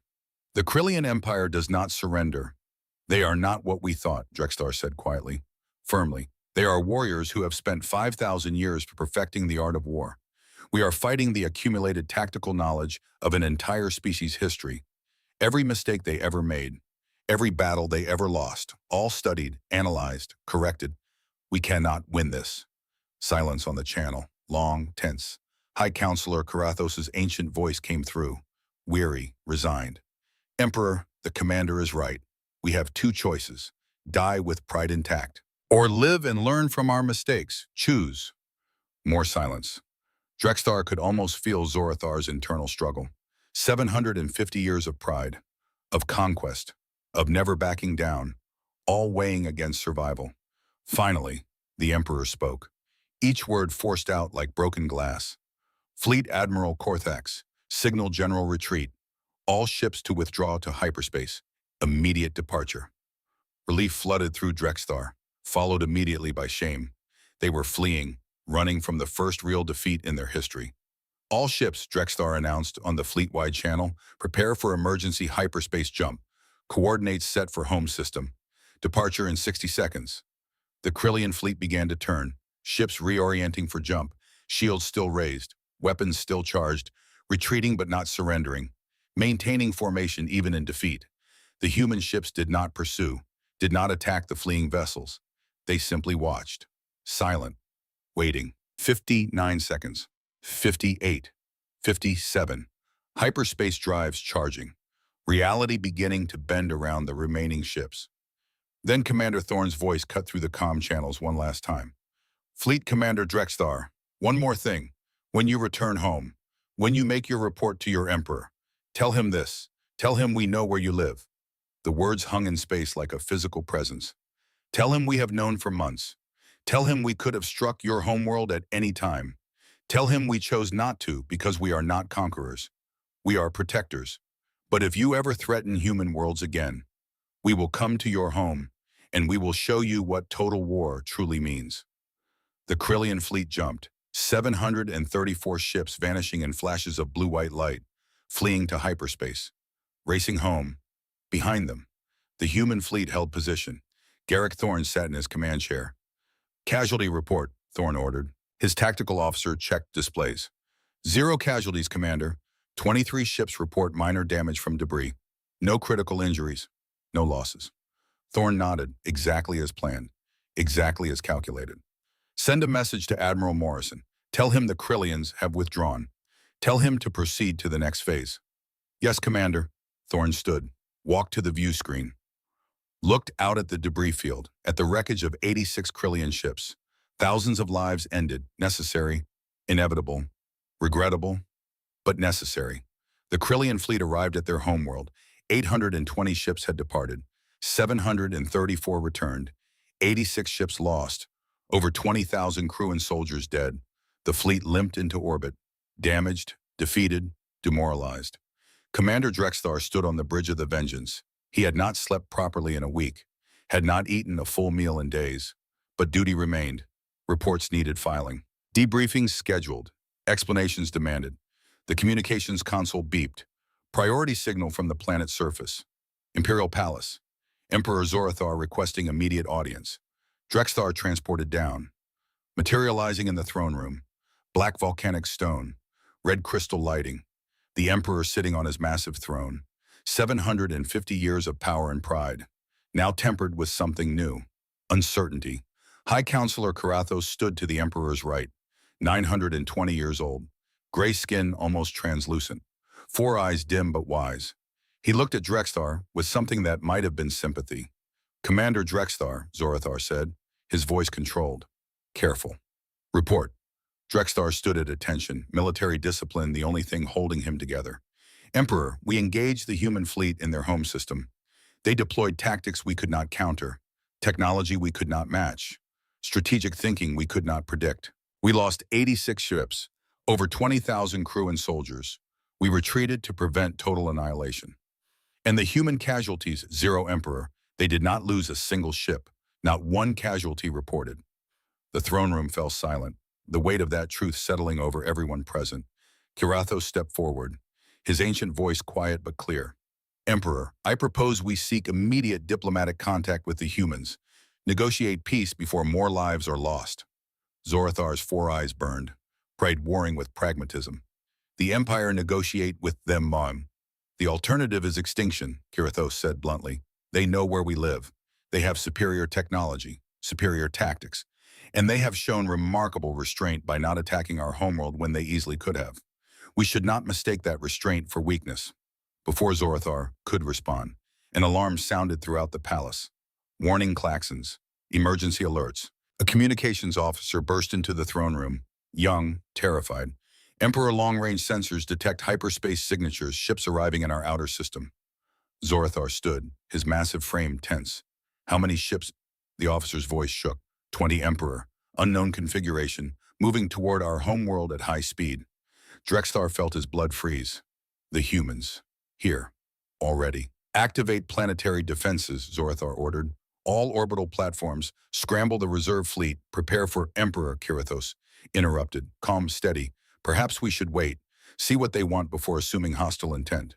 The communications console in the throne room activated, unsolicited, unauthorized. A clear demonstration of superior technology. The humans had hacked into the Imperial Palace communication systems as easily as breathing. A face appeared on the screen. Male, human, older, white hair cropped short, weathered face lined with decades of hard decisions. Gray eyes that held no malice, just professional assessment. Admiral K.L. Morrison, 58 years old, commander of Earth Defense Forces. Emperor Zorathar, Morrison said. His voice was gravelly, worn, but carried undeniable authority. I am Admiral K.L. Morrison. I lead the human delegation. We come in peace. We wish to speak, nothing more. Zorathar stared at the screen, fury and helplessness mixing. You invaded our home system. You dare speak of peace. Morrison's expression did not change. We did not invade. We arrived. There is a difference. We have 20 ships in your outer system. Not 200, not 2,000. 20. Enough to make a statement, not enough to threaten. If we wanted war, Emperor, you would already know it. What do you want? To talk, to explain, to offer you something your empire has never offered its enemies. A chance to understand why you lost. Silence. Long, tense. Karathos touched Zorathar's arm. Gentle, respectful. Emperor, hear them out. What do we have to lose? Zorathar's jaw clenched, pride screaming to refuse, wisdom whispering to listen. Finally, reluctantly, he nodded. Very well, you may send a delegation to the palace. But Admiral Morrison, if this is a trick, if you betray this trust, I will spend every remaining day of my life hunting your species across the galaxy. Morrison allowed himself a small smile, grim, understanding. Noted Emperor, we will arrive within the hour. The transmission ended. A human shuttle landed in the palace courtyard. Small, unarmed, carrying only 4 passengers. Admiral Cale Morrison, Commander Garrick Thorne, Dr. Raina Thorne, and one more, Lieutenant Saris. The Krillian lieutenant had been released from human custody 2 weeks earlier. Returned unharmed, well-fed, treated with dignity despite being an enemy prisoner. She had spent those weeks in isolation, debriefing, being questioned, processing everything she had seen. Now she stood with the human delegation. Not as prisoner, as liaison, as bridge between 2 civilizations. The delegation was escorted to the throne room. Emperor Zarathar sat on his throne, massive, imposing, trying to project strength despite the defeat weighing on his shoulders. Admiral Morrison stepped forward. He did not salute, did not bow, simply stood at ease. Professional, respectful but not subservient. Emperor Zarathar, thank you for receiving us. You gave me little choice, Admiral. Morrison acknowledged that with a slight nod. True, but you could have refused, could have ordered your defenses to fire on our shuttle. You chose otherwise. That shows wisdom. Or weakness. There is a difference, Morrison replied, though many confuse the two. He gestured to Garrick Thorne. You have met Commander Thorne. He led our forces at Titan Station and during your recent visit to our system. Thorne nodded once. Morrison continued. This is Dr. Raina Thorne, Chief Weapons Engineer, and you already know Lieutenant Saris. Saris stood at attention, torn between loyalty to her empire and respect for the humans who had treated her fairly. Zarathar leaned forward slightly. Admiral Morrison, you said you came to explain why we lost. I am all listening. Morrison walked slowly around the throne room, studying the ancient carvings, the monuments to conquest. Impressive, Morrison said quietly. You have every right to consider us newcomers by comparison. And yet you defeated us. Twice. Yes, because we understood something your empire forgot. Which is, Morrison turned to face Zarathar directly. That war is not about who is strongest. It is about who adapts fastest, who learns from mistakes, who treats every defeat as a lesson and every victory as temporary. He pulled up a holographic display. Images of Earth, human history, thousands of years of conflict. My people have been at war for 5,000 years. Not one war, hundreds, thousands. We fought with rocks, with bronze, with steel, with chemistry, with atomic fire. We have killed each other in every way imaginable. The display showed battles, ancient, medieval, modern, the progression of human warfare across millennia. We did not win against you because we are stronger, Morrison continued. We won because we have made every mistake possible. And we remembered them all. We studied them. We built institutions dedicated to nothing but analyzing warfare. We turned combat into a science. Zarathar listened, silent, absorbing. You asked why you lost, Morrison said. I will tell you, you lost because you fought the last war, the last 1,000 wars, all against enemies who thought like you, who used tactics you recognized, technology you understood. We do not think like you. We do not fight like you. And that made us unpredictable. He changed the holographic display. Now it showed the recent battles, Titan Station, the Sol system, analyzed, dissected, every tactical decision explained. At Titan Station, you attacked with overwhelming force, standard conquest doctrine. We did not try to match your numbers. We used physics, relativistic projectiles, weapon reversal through controlled wormholes. We turned your strength against you. The display showed the second battle. In the Sol system, you came prepared for conventional warfare. We gave you unconventional warfare, electromagnetic mines, automated defenses, quantum-coordinated tactics across millions of kilometers. You fought in space. We turned entire planets into weapons. Drextar stepped forward, unable to remain silent. But how did you develop such technology so quickly? We spent centuries building our shields, our weapons. You surpassed us in weeks. Raina Thorne spoke. Because we did not start from zero, Commander. We started from your technology.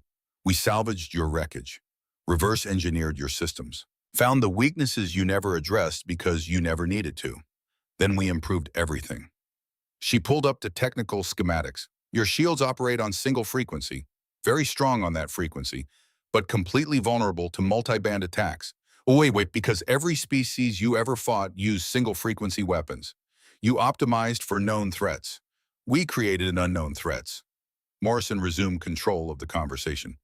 Emperor, I did not come here to gloat. I came to offer you the same thing we offered every species that encountered us. Understanding. And a choice. What choice? Morrison's expression grew serious, grave. 300 years ago, my people began exploring space. 287 years ago, we found something left behind by a species far older than either of ours. He changed the holographic display. Ancient structures appeared, massive, alien. Technology that made both human and Krillian engineering look primitive. We call them the architects, a civilization that existed 47,000 years before humans left Earth. They built weapons, 12 of them, each one capable of destroying entire fleets, entire planets if necessary. The display showed massive ships, Titan-class vessels, each 1 kilometer long, black holes that seemed to absorb reality itself. The architects built these weapons to fight something called the Void, an extragalactic threat. We do not know much about it. The architects defeated it, but died in the process. The 12 Titans remained, dormant, waiting. Zorathor leaned forward, 4 red eyes wide. You found these weapons. We found them in our asteroid belt, inactive, unpowered, just floating. At first, we did not know what they were. It took decades to even access them, decades more to understand them. Morrison's expression grew distant, remembering. My people argued for 47 years about what to do. Some wanted to use the Titans to conquer the galaxy. Some wanted to destroy them, afraid of what we might become. The debate nearly tore our civilization apart. What did you decide? We chose a middle path. Keep the Titans, maintain them, but use them only for defense, only to protect, never to conquer, never to dominate. We made that choice because we had studied our own history. We knew what unchecked power does to civilizations. We decided to be better than our worst instincts. The room fell silent, the implications settling like lead. High Counselor Kirathos spoke, his ancient voice thoughtful. So when we attacked Titan Station, you were testing us, seeing if we could be reasoned with. Yes, Morrison confirmed. We used civilian vessels, gave you every chance to withdraw. When you attacked anyway, we defended, but even then, we did not deploy the Titans.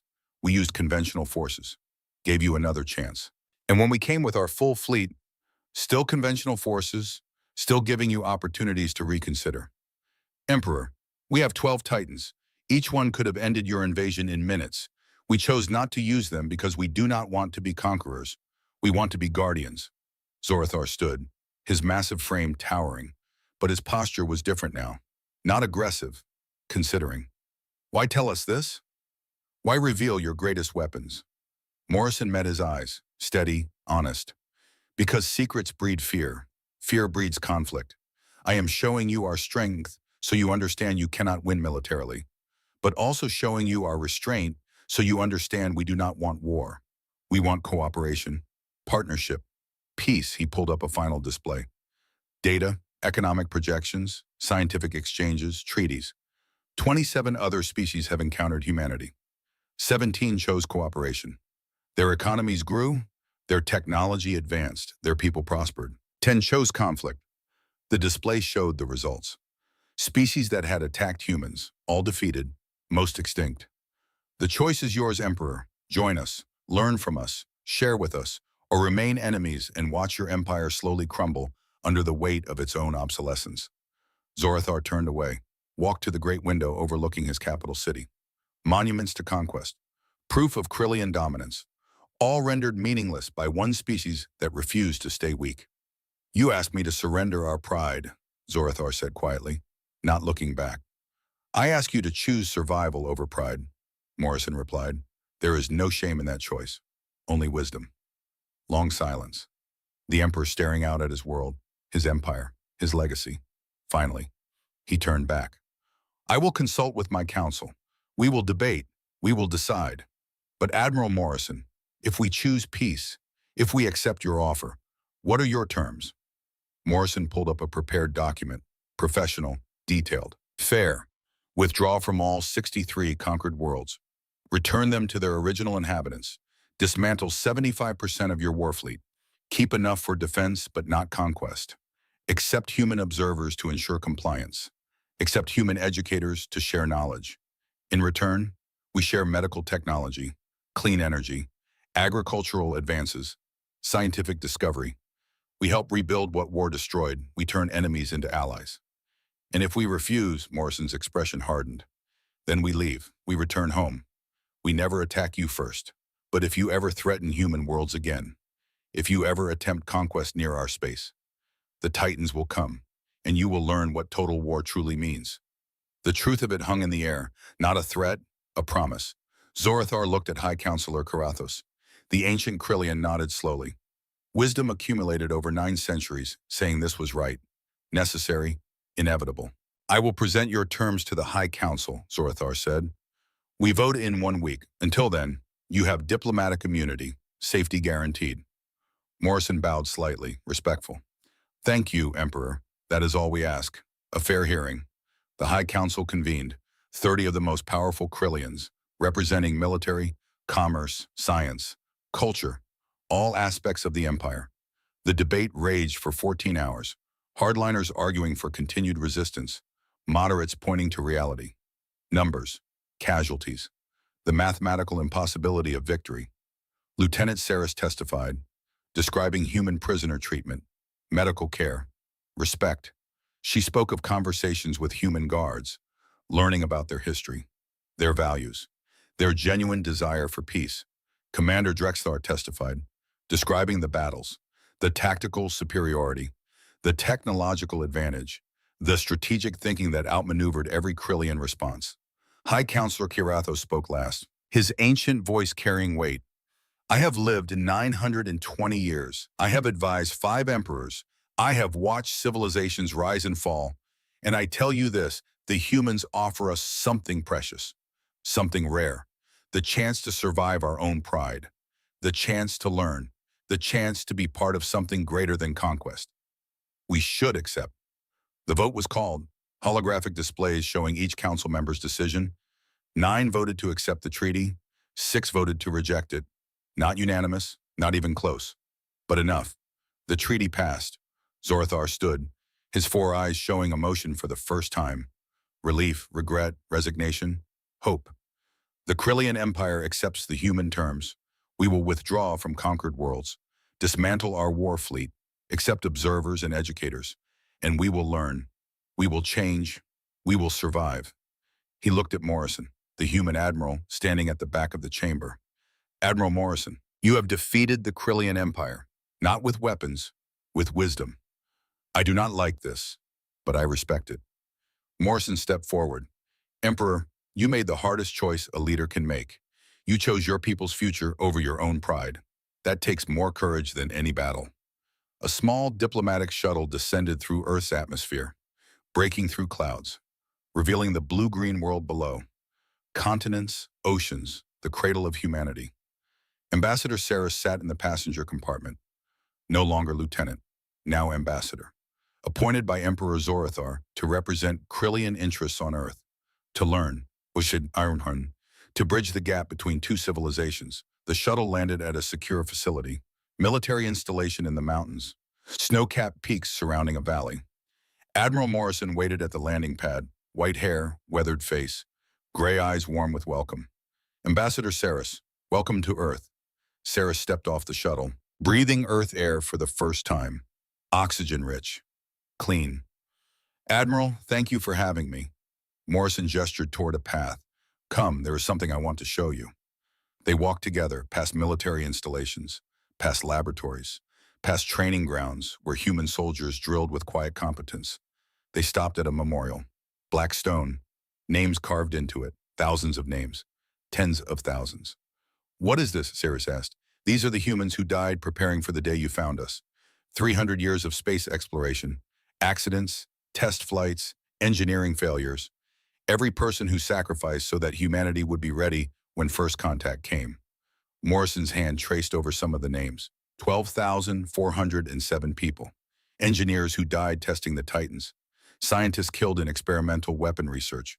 Soldiers who volunteered for dangerous training. All of them knew the risks. All of them chose to serve anyway. Was Saris felt something heavy settle in her chest. Understanding, respect, sorrow. 12,000 to save trillions, she whispered. Yes, every person here volunteered. They knew they might die. They did it anyway because they believed in protecting what they loved.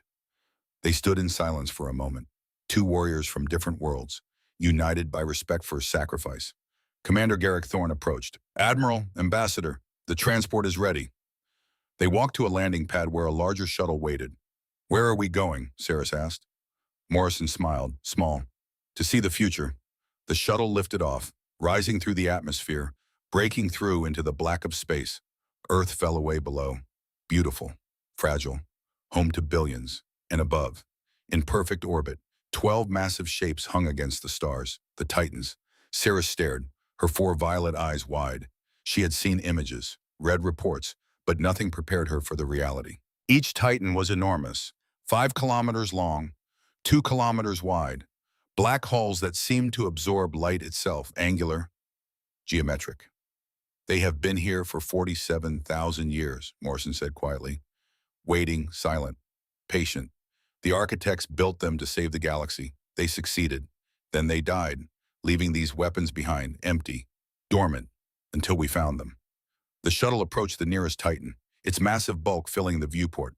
We activate them only when absolutely necessary, Morrison continued. They consume enormous energy, require constant maintenance, but they remain ready, always ready, because we learned the lesson the architects taught. Peace requires strength, but strength requires restraint. Saris looked at Morrison, this human who could have conquered the galaxy, who chose not to. Admiral, why show me this? Why reveal your greatest secret? Morrison met her eyes, honest, open. Because secrets create fear. And fear prevents understanding. I want you to understand that humanity has the power to dominate, but chooses not to. We want partners, equals, friends, not subjects. The shuttle turned, heading back toward Earth. Saris watched the Titans recede. Silent guardians. The strongest thing in the universe, she said softly, is not the power to destroy, but the wisdom to choose not to. Morrison smiled. Commander Thorne said you would understand. He was right. They descended back to Earth. Saris saw it differently now, not as a threat, as a school, a place where beings trained not to conquer, but to protect. Morrison walked to a window, looked out at the mountains, the forests, the beauty of Earth. I am 58 years old. I have spent 32 years in military service. I have seen war, commanded battles, ordered actions that killed thousands. I am tired of it. I want to spend my remaining year building instead of destroying. He turned back to Saris. Your Emperor Zorathar is 750 years old. He has spent 600 years in conquest. Imagine what he could build with that experience if he chose construction over destruction. Imagine what your empire could become if you turned all that strength toward cooperation. Saris felt something shift inside her, a perspective changing. You truly believe this can work? I have to believe it. The alternative is too terrible to contemplate. They stood together, looking out at Earth, at the stars beyond, at a future uncertain but hopeful. Morrison looked at Saris. This young Krillian, who had been a soldier, became a prisoner, now transformed into a bridge between civilizations. Ambassador Saris, your empire does not owe us a debt. We owe each other. The debt of choosing to be better than our worst instincts, of choosing to survive together rather than die separately.